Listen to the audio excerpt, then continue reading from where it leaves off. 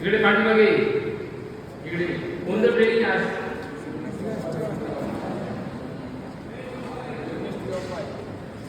आपण आज जे आपण ट्रेनिंग करतो आहे डिझास्टर मॅनेजमेंट मध्ये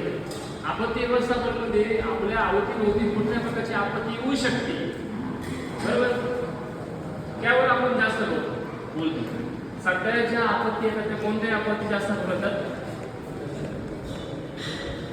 ओव्हर स्पीडिंगमुळे ऍक्सिडेंट झाले